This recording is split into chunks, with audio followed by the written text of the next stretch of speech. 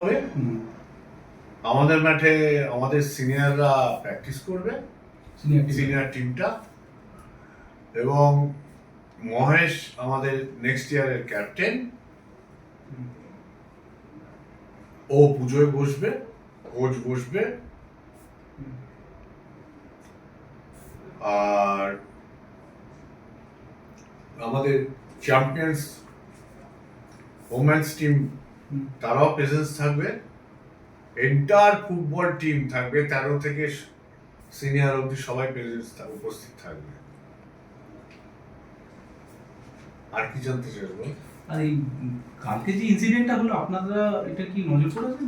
কালকে যে ইনসিডেন্টটা হলো দুঃখজনক ইনসিডেন্ট। ইস্টবেঙ্গল ক্লাবে কেন, কোনো ক্লাবের জন্যই ভালো না। আমাদের জিনিসটা হয় কোচকে রিপোর্ট করতে হয়। আমরা মনে করি যে আমাদের কাছে তো অফিসিয়ালি কিছু আসেনি, কোচ যদি বলে, আর এটা তো ক্লাবের বেসিক করার কিছু থাকে না, এটা আমাদের কোম্পানি যেটা হয়েছে সেখান থেকে সিদ্ধান্ত হবে। সেখানে যারা দায়িত্বে আছেন, মনীষজি, আদিত্যজি আছেন, আমার মনে হয় ওরা নিশ্চয়ই ডিসিপ্লিনটাকে প্রাধান্য দেবেন, দিয়ে বিবেচনা করবে। আগে কোচ বলুন কিছু।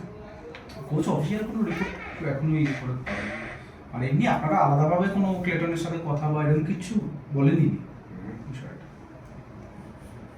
ঠিক আছে, আয়ের বাইরে জিজ্ঞাসা করিনি বা খবরের মতো কিছু আমাদের